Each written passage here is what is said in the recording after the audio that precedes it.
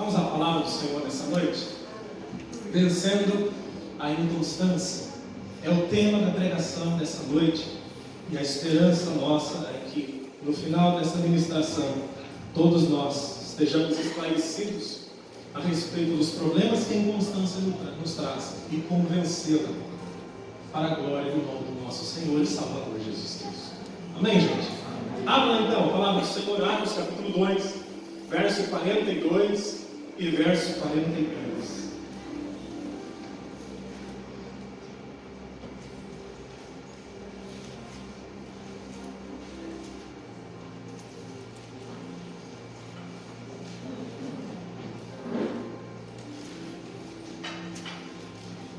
Atos capítulo 2, verso 42 e verso 43.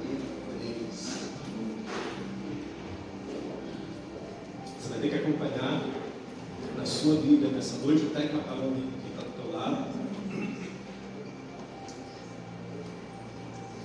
Vencendo a inconstância.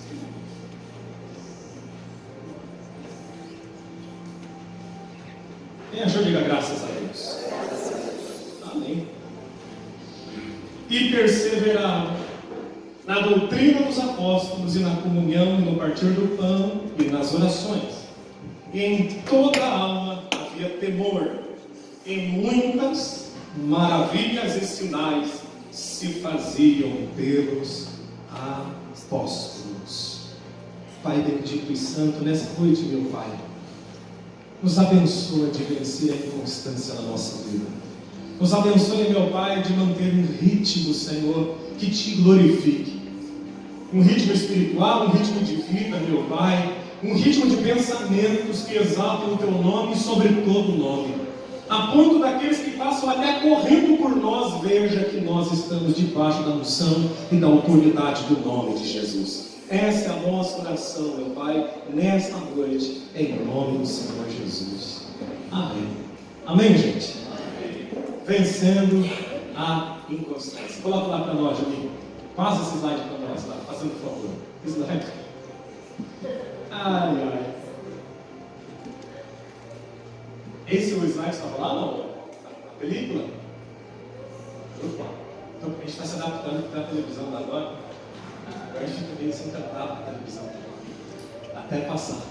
A palavra do Senhor diz que perseveravam na doutrina dos apóstolos e na comunhão e no partir do pão e nas orações. A sequência nós já lemos.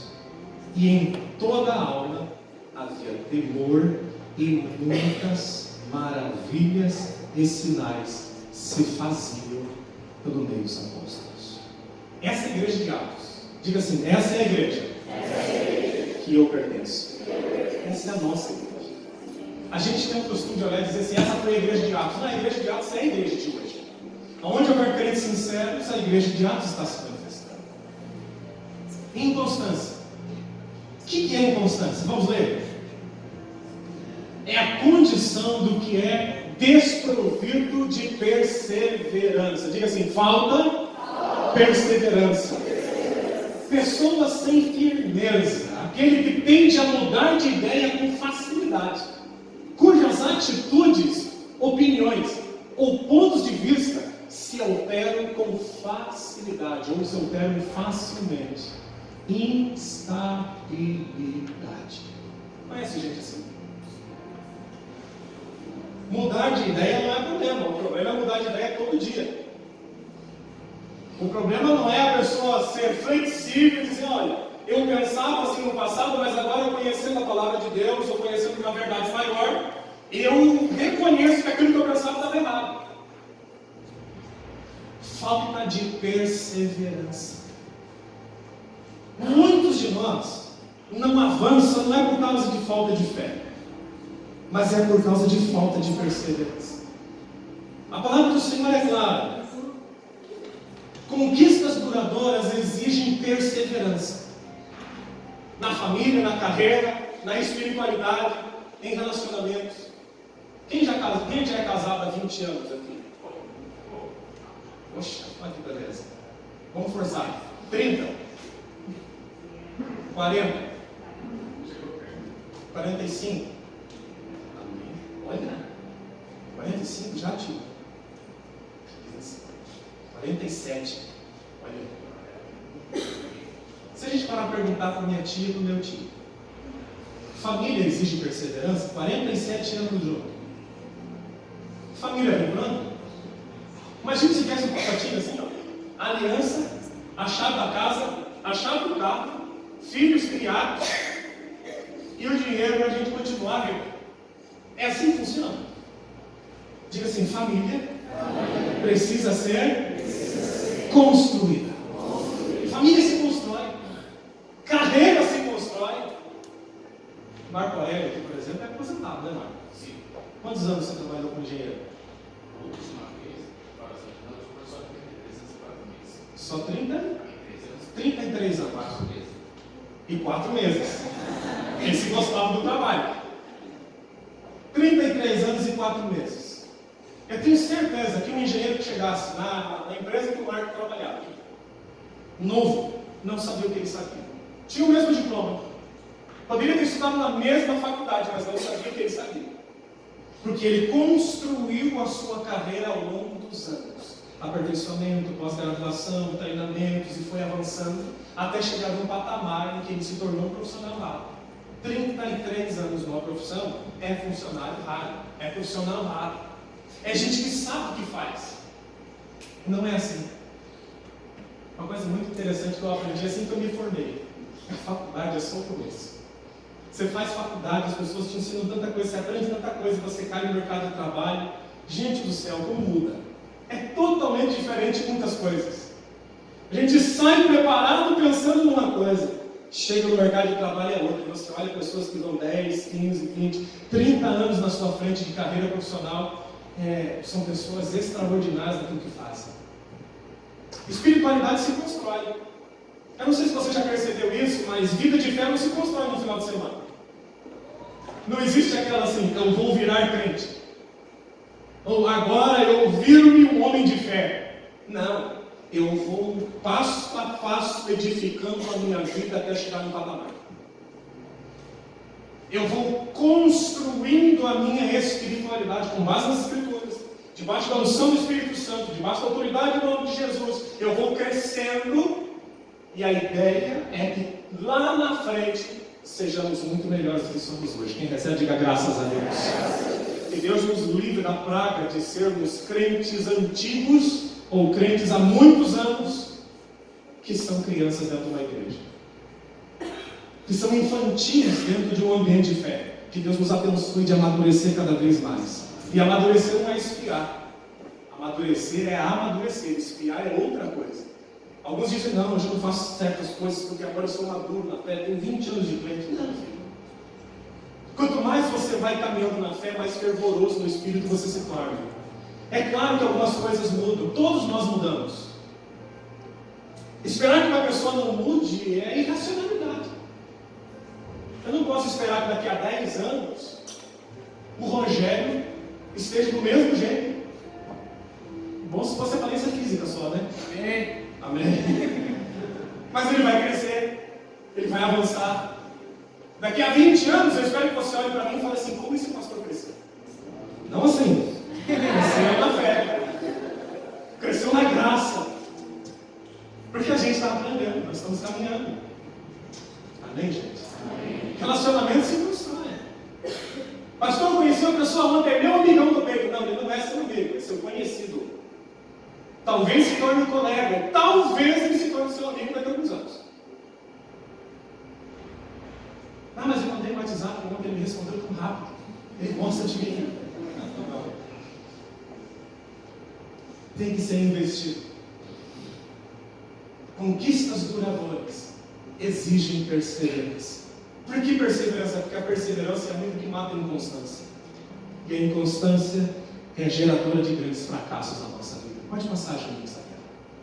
Olha que a palavra do Senhor fala no Evangelho de Lucas. E a que caiu na boa terra, estes são os que, ouvindo a palavra, a conservaram num coração honesto e bom, e dão fruto com perseverança. É um coração apenas honesto e puro que faz com que haja multiplicação e frutificação? Não. É a perseverança em reter a palavra com honestidade e um coração bom. Na verdade, é um sentido de sincero. Isso faz com que lá na frente a gente frutifique por causa da perseverança. Passa para nós, Júnior, outro texto. 1 Coríntios capítulo 15. Portanto, meus amados irmãos, sejam firmes e constantes, sempre abundantes na obra do Senhor, sabendo que o seu trabalho no Senhor não é em vão, ou não é vão no Senhor. 1 Coríntios capítulo 15. Firmes, constantes e abundantes. Vamos repetir isso? Diga assim: firmes, constantes e abundantes. Uma pergunta técnica: você é isso? Tira esse versículo do sentido apenas das Escrituras Sagradas e leva isso para toda a tua vida. Você acha que um profissional que ele é firme, constante e abundante no que ele faz, ele prospera? Você acha que um homem que é firme, constante e abundante no seu relacionamento com a sua mulher fará desse casamento crescer ou diminuir? Um pai que é firme, constante e abundante como pai para o seu próprio filho fará com que esse filho cresça de uma maneira saudável ou vai bloquear o crescimento dele? Firmeza, constância e abundância em tudo que a gente faz vai gerar prosperidade lá na frente. A palavra aqui fala claramente, especificamente sobre o trabalho do Senhor, obra do Senhor. Agora eu pergunto, o que é a obra do Senhor? É só pregar? Criar filhos é obra do Senhor? Sim ou não? Sim. Ser honesto é obra do Senhor?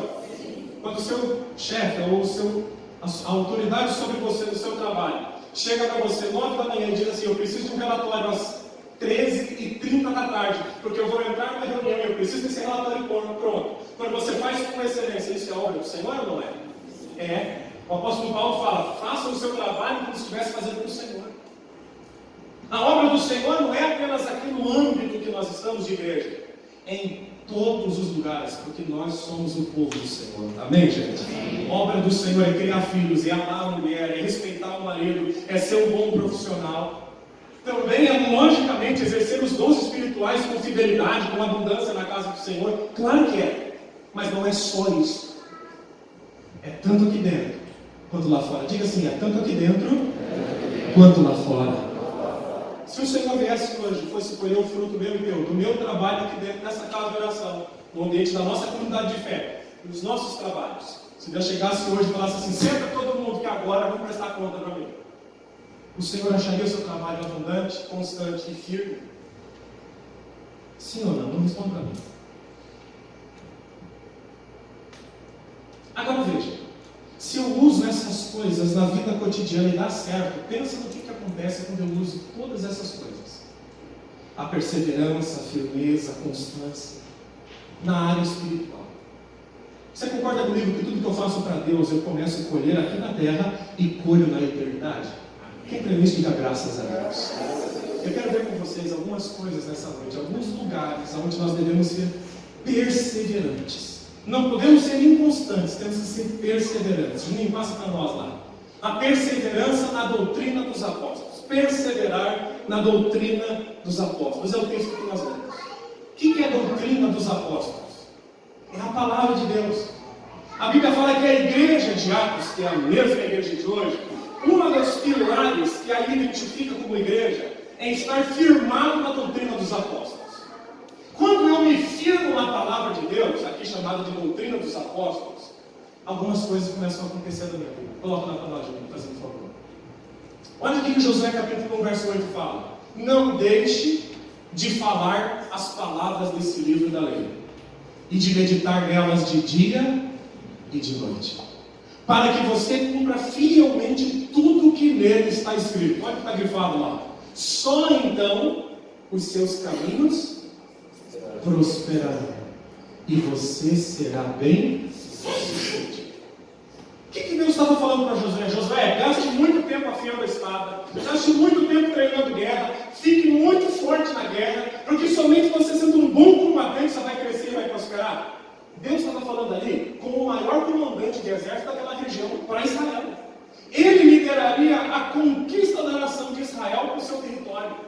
Deus olha para ele e fala assim: só então, meditando na palavra do Senhor de dia e de noite, ou seja, tendo aguardado no seu coração, você vai fazer com que os seus caminhos prosperem e seja você bem-sucedido. Quem quer ser bem-sucedido, diga graças a Deus. Olha para nós, por favor. Olha que o Salmo 119 declara: a tua palavra é o quê? Lâmpada que ilumina os meus passos e luz que clareia o meu caminho. O que está falando? Palavra de Deus, meditar na palavra de Deus é luz, é lâmpada que vai iluminar os meus passos. O que isso significa para a vida? É luz que ilumina o meu caminho. Ou seja, a palavra de Deus me dá clareza nas tomadas de decisão que eu tenho que tomar. A palavra de Deus é a base da onde eu tomo as minhas decisões. É ela que clareia o meu caminho. É ela que ilumina os meus passos. Sem ela, eu não tenho clareza para continuar. Lembra do apóstolo Pedro? A noite de fracasso, pescando, jogando rede, nada acontecia, nada. Nem um peixe sequer para dentro do barco. Nada. Jesus olha para ele e fala: Pedro, joga do outro lado. A resposta de Pedro é que me encanta. Ele olhou e falou: Senhor, a noite inteira jogamos a rede e nada pegamos, mas sobre a tua palavra lançarei as redes. Lâmpada para os meus pés. Está escuro para mim, Jesus. Eu estou lançando, não estou sabendo onde pego. Estou lançando, estou investindo, estou indo e nada vem. Mas quando eu tenho uma palavra que me direciona, eu ajo sobre ela, mesmo que para quem está perto de mim seja loucura. Talvez para quem estivesse com Pedro fosse inútil. Estavam lavando as redes, se preparando para sair. Pedro não pescava sozinho.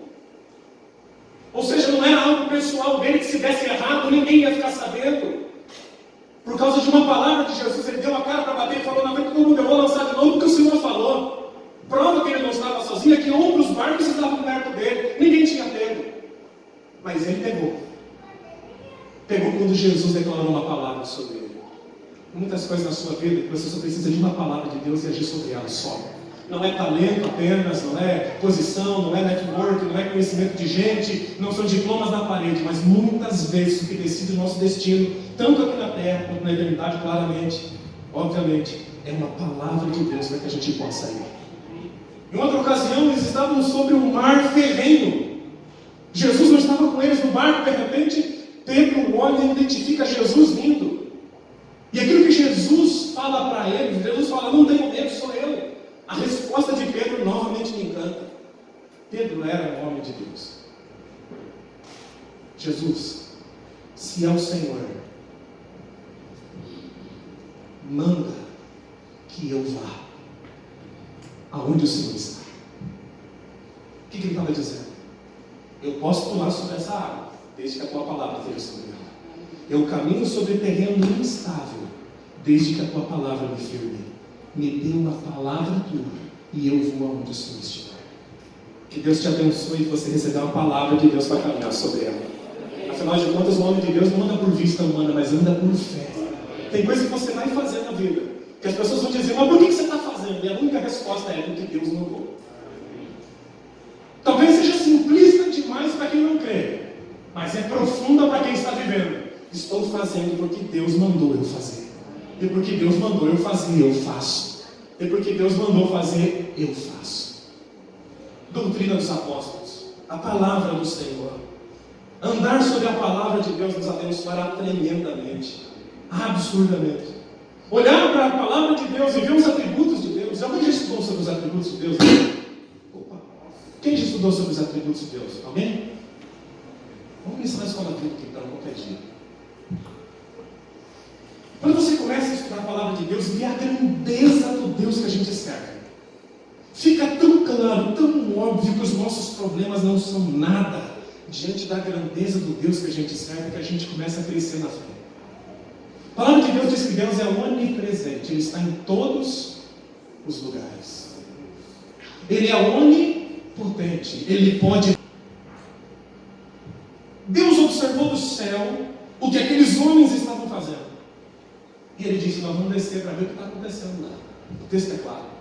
Por que eles começaram começaram a fazer uma obra segundo o que Deus está falando, porque aquilo ali é uma fala de Deus. Segundo o que Deus fala, eles começaram a construir e ninguém poderia pará-los. Por quê? Diga assim, porque eles falavam a mesma língua. Eles estavam em comunhão na construção. Quando todos estavam falando a mesma língua, ou enquanto todos estivessem falando a mesma língua, todos juntos com o mesmo propósito, a mesma linguagem, o mesmo intento de coração, tudo o que eles quisessem fazer, foi Deus que disse, eles iam conseguir. Como é que Deus fez para acabar com a torre? Deus esmagou a torre de Babel? Não. Ele confundiu as línguas. E a partir daquele dia, a raça humana começou a ter vários idiomas. Por que Deus fez aquilo? Simples.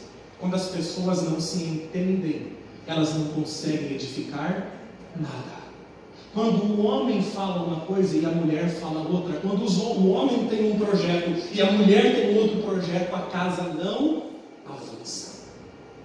Quando o pai e a mãe falam uma língua, o filho fala outra, um quer puxar para um lado, outros para o outro, não haverá progresso. Haverá apenas morte e destruição. Quem está entendendo, diga graças a Deus. Como é que anda a linguajar da tua casa? Todo mundo falando a mesma língua? Todo mundo debaixo do mesmo projeto, falando a mesma língua, mesmo coração, mesma mentalidade, avançando para o mesmo lugar? Ou é cabo de força que chama cabo de guerra? Cabo de guerra. Você sabe que no final do cabo de guerra alguém acaba na lama, né? O problema é que quem acaba na lama dentro da família é parte da família que está puxando de outro lado. Casamentos na lama, famílias na lama, filhos na lama, porque estão falando linguagens diferentes. E quando você fala linguagem diferente, meu irmão, é a linguagem de quem é mais forte.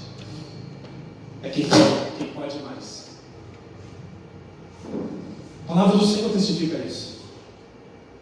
Se nós, como igreja, falarmos a mesma linguagem, tivermos o mesmo coração e avançarmos para o mesmo propósito, amar a Jesus e inspirar as pessoas a amarem a Jesus e a se relacionarem com Ele, tudo o que fizermos, Deus vai colocar a mão e vai nos fazer prosperar.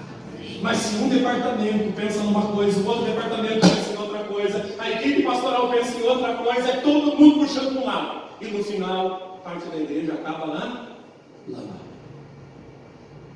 Qual é a nossa linha norte?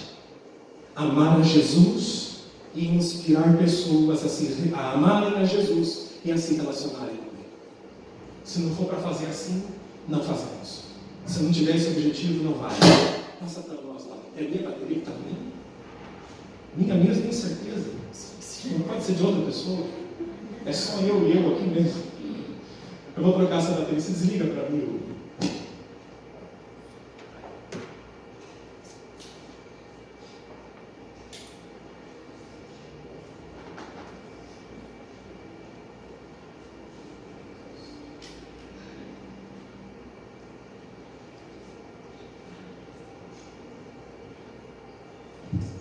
Voltou.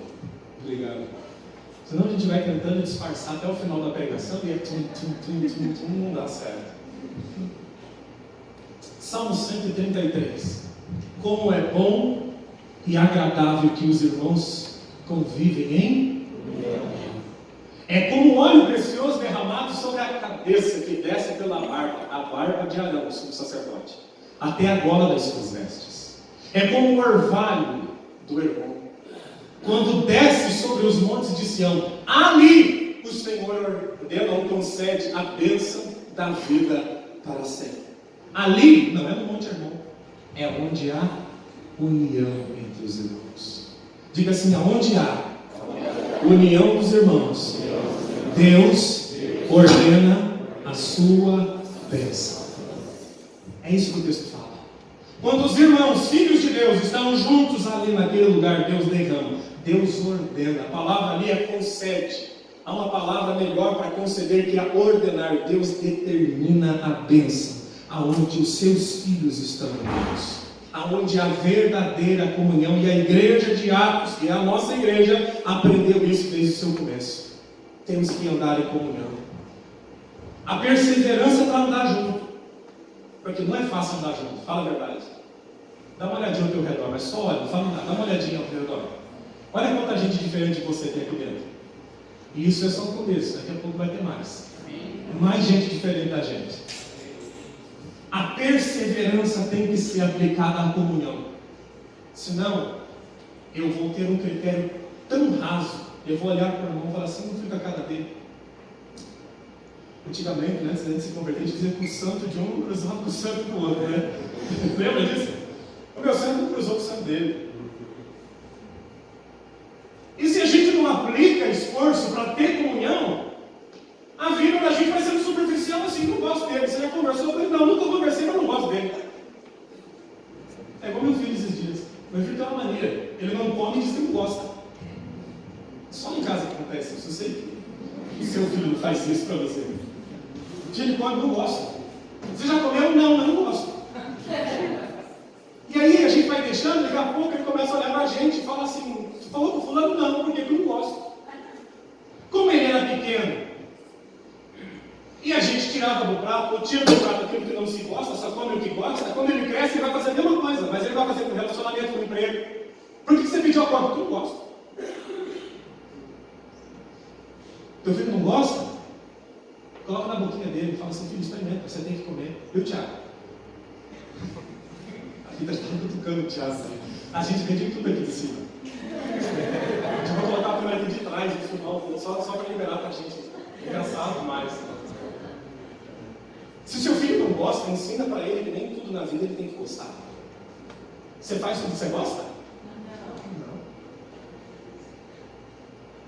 E se a criança vai crescendo, ela começa dizendo que você não gosta daquela comida, você tira do prato, não faz nem experimentar, não diga para ele, não tem coragem de guiar ele e fala, filho, é o seguinte, nem tudo da vida a gente gosta, tem coisas que a gente pode sem gostar. E a gente vai aprendendo isso. Tem coisas que a gente faz sem gostar. Agora, se a criança cresce e ela só faz o que ela gosta, e o pai fala, não, meu filho, se você não gosta disso, vamos mudar. E o filho não gosta daquilo, ele muda de novo, ele vai mudando de novo, aí de repente vai ser aquele homem. Ele não trabalha lá na empresa e pediu a conta. Por quê? Porque ele não gosta do trabalho. Ele não cria o filho, porque ele não gosta do filho, ele terceiriza. Aí ele não gosta daquilo, ele sai, vai fazer outra coisa, não gosta daquilo, sai, ele gosta disso, não faço. A Bíblia nos ensina com Jesus. Jesus disse, eu estou angustiado até a minha morte, porque era claro que ele não estava desejando passar por aquilo. Mas ele passou. E porque ele fez algo que estava longe do seu desejo particular, porque ele pediu várias vezes, 3 vezes para Deus passar o cálice, se possível. Se ele pediu 3 vezes para Deus passar o cálice, a palavra 3, o número 3 no hebraico significa insistência. Jesus insistiu com Deus para ele passar o cálice e Deus disse que não passaria. Por que ele insistiu para passar o cálice? Porque no coração dele ele sabia a dor que ele ia passar e ele não queria passar por ele. No sentido humano de se falar passar. É lógico que ele entendia o propósito estava para isso. Ele declara, eu vim para esse fim e vou fazer. Mas se puder passar, eu quero que passe. E porque ele fez algo que não era plenamente de acordo com o que ele queria, você e eu estamos salvos na presença do Senhor. Ensina o teu filho a fazer coisas que ele também não goste. Você vai ganhar muito com isso na sua casa. Quem entendeu, diga graças a Deus. A igreja também passa para nós lá, Júlio. Perseverar no partir do pão, que ali o partir do pão é ceia, não é comer em casa. Não é comer na casa da pessoa. É repartir a ceia. Eles faziam isso no templo e faziam na casa. Passa para nós lá, Julinho, fazendo um favor. Quero ler um texto com vocês, esse texto é longo, mas vale a pena ler. Jesus disse, eu lhes digo a verdade, se vocês não comerem a carne do Filho do Homem e não beberem o seu sangue, não terão vida em si mesmos. Não vai ter vida em si mesmo. Todo o que come a minha carne e bebe o meu sangue tem a vida eterna. E eu o ressuscitarei no último dia. Todo o que come a minha carne e bebe o meu sangue tem a vida eterna. E eu o ressuscitarei no último dia. Pode passar. Tudo que come a minha carne, mais uma vez, e bebe o meu sangue, permanece em mim e eu nele. Da mesma forma. Não é eu agora. Pode baixar um pouquinho que eu falo mais alto. Deixa um pouquinho mais baixo, eu falo mais alto. Da mesma forma como o Pai que vive me enviou e eu vivo por causa do Pai, assim aquele que se alimenta de mim viverá por minha causa. Por que você vive? Porque você comeu do corpo e do sangue de Jesus. Nós vamos comer do corpo e do sangue dele, nós vamos ter vida porque nós colocaremos ele para dentro, simbolicamente. E por causa disso, ele vai viver em nós. Quem se alimenta de mim viverá por minha causa. Este é o pão que desceu do céu, ou o pão vivo que desceu do céu. Os antepassados de vocês, Jesus falando dos israelitas, comeram maná e morreram. Mas aquele que se alimenta deste pão viverá para sempre. João capítulo 10. A partir daqui a mensagem de Jesus para os judeus ficou radical demais. A mensagem da ceia é uma mensagem radical. Porque está falando claro. Se você não come do meu corpo, não bebe do meu sangue, você não tem vida em você mesmo. Se você rejeita a ceia por causa do pecado, você já está morto, não vai ficar. Já está. Se você deixa de ceiar para manter algum pecado oculto ou um pecado de estimação, você já morreu. Espiritualmente, você já está morto, apenas andando por aí. Perseverava no partir do pão. E para finalizar, a última imagem, passa para nós, o último ponto. Perseverava ou perseverar na oração. Lucas capítulo 18, passa para nós lá, a gente lê. Então Jesus contou aos seus discípulos uma parábola, para mostrar a eles que eles deveriam orar sempre e nunca desanimar. Como é que você tem que orar? Diga sempre e nunca desanimar. Orar sempre e nunca desanimar. E se passar 5 anos, nunca desanimar. O que significa nunca? Nunca. Nunca é nunca. É orar até que aquele objeto, o fruto da oração, se manifeste na nossa vida. Orar sempre e nunca desanimar. Nunca. Agora, fala a verdade. Alguém já desanimou com o coração aqui? Eu já. Teve momentos na minha vida que eu já desanimei de orar. Que a oração às vezes parece que não é respondida. Apesar de que a Bíblia declara que a oração de um justo pode muito nos seus efeitos. Passa para nós lá. Qual que é o resultado disso? Todos estavam cheios do temor. E muitas maravilhas e sinais eram feitos pelos apóstolos. Quando eu persevero na palavra, quando eu persevero na comunhão, coloco força nisso. Quando eu persevero na oração, no partir do pão, na ceia, quando eu persevero, eu começo a caminhar no terreno do sobrenatural na presença de Deus. Eu persevero na oração, eu tenho resposta. Eu persevero na comunhão, eu tenho poder para realizar aquilo que sozinho eu não poderia realizar. Eu persevero na palavra, eu tenho sabedoria para tomar de decisão. Tenho inteligência para decidir. Não decido errado, é lâmpada para os meus pés, é luz para o meu caminho. Quando eu persevero em tomar a ceia, eu persevero em colocar Jesus para dentro, dando um sinal para Ele. Eu te honro e te amo por que o Senhor fez por mim. Eu começo a caminhar em terreno sobrenatural. Não é à toa que a igreja vivia muitas maravilhas e sinais eram feitos. Aqui está dizendo que é pelos apóstolos, mas Estevão fazia sinais, a igreja operava sinais. Agora, se eu for inconstante, eu consigo fazer essas coisas? Se eu trocar de mulher a cada ano, eu consigo construir família? Se eu trocar de emprego a cada ano, eu consigo construir uma carreira sólida? Se eu troco de profissão, melhor dizendo, a cada 4 ou 5 anos eu mudo de profissão, eu consigo ter uma carreira sólida?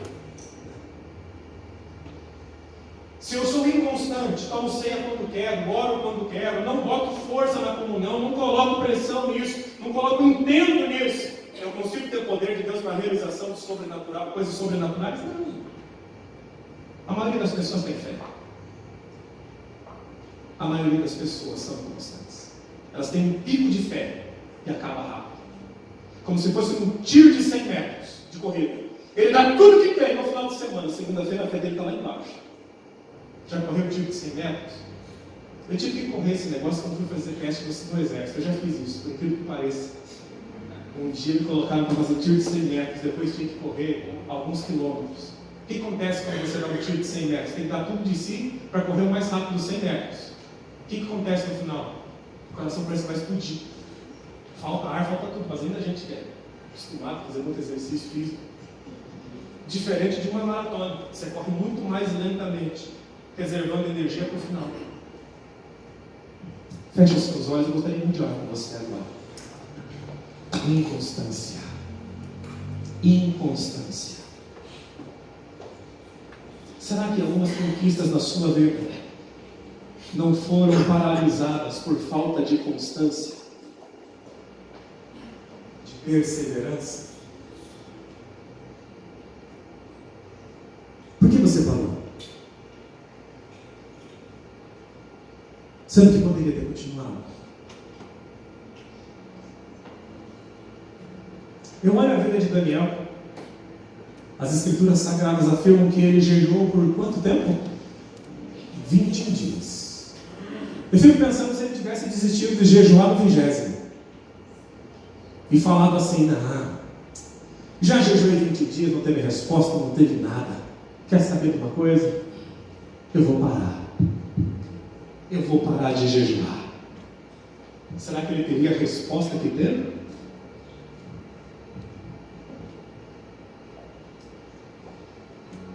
Há pessoas aqui que talvez estejam nisso, nesse dilema. Paro ou continuo? Será que eu paro? Será que eu avanço? Será que eu não avanço? E eu quero pedir para você agora, em nome de Jesus, que você fique de pé, que eu quero orar com você. Toda a igreja que puder ficar de pé, eu gostaria que você se colocasse de pé.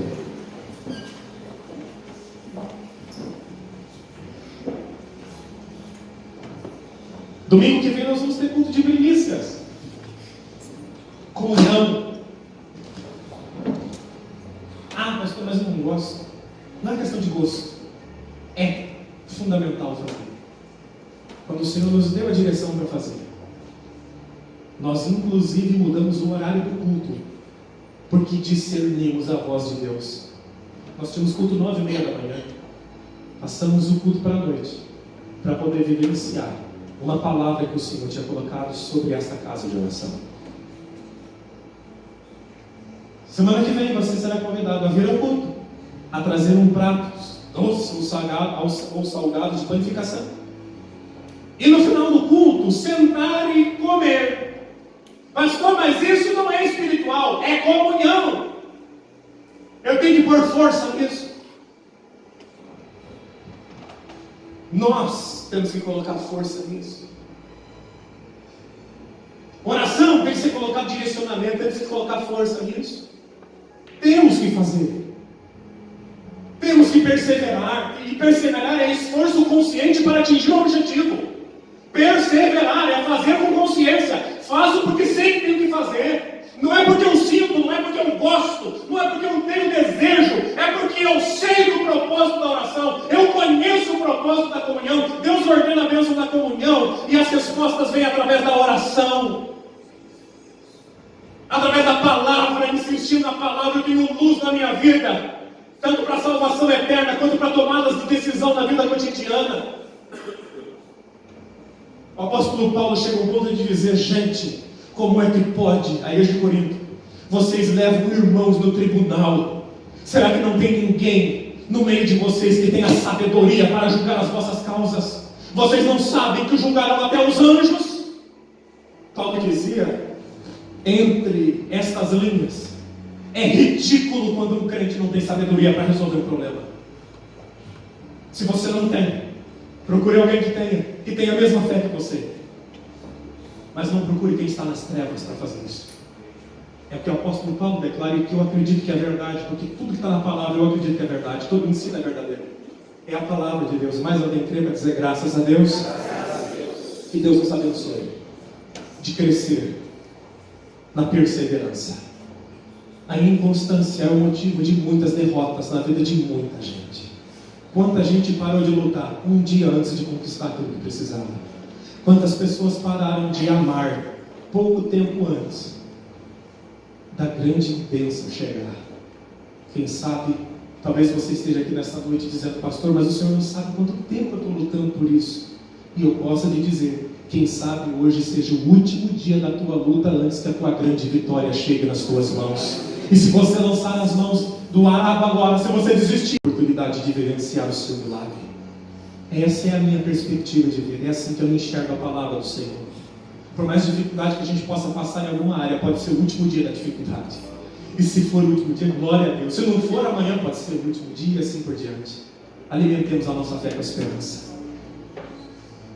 Quero orar com você agora que tem identificado na sua vida. Já chegou a esse ponto da pregação que você identificou, pastor, é o seguinte. E eu realmente sei que eu tenho fé, mas eu não tenho perseverado nas coisas mais importantes da vida, na palavra, na oração, no partir do pão, da ceia, na comunhão dos irmãos. Eu não tenho participado disso. Eu não tenho perseverado na palavra. Nessa noite Deus te chama a perseverança. Eu quero orar com você em nome de Jesus. Senhor, nosso Deus e nosso Pai, nós entendemos, Senhor, a importância da perseverança, principalmente nesses 4 pontos que a Tua palavra nos fala. Doutrina da palavra, a palavra do Senhor, a comunhão, o partir do pão, a ceia do Senhor e a oração. Abençoe a Tua igreja de ser perseverante nisso, colocar esforço consciente para atingir o objetivo em cada uma destas áreas, meu Pai. Em nome de Jesus, quebra toda inconstância na nossa vida e revela a Sua glória em nosso meio, meu Pai. Tira de nós, em nome de Jesus, toda inconstância, e nos abençoe. Que quando estamos, meu Pai, ou estivermos plenamente perseverantes nas áreas importantes da vida, se algum vento, meu Pai, de inconstância vier, nos abençoe de olhar para o Senhor e clamar pelo Teu sangue, de reajustarmos a nossa vida e permanecermos firmes, perseverantes, porque a vitória logo vem para a glória do Teu nome, em nome de Jesus. E aquele que recebe, aplauda o nome do Senhor Jesus esta noite.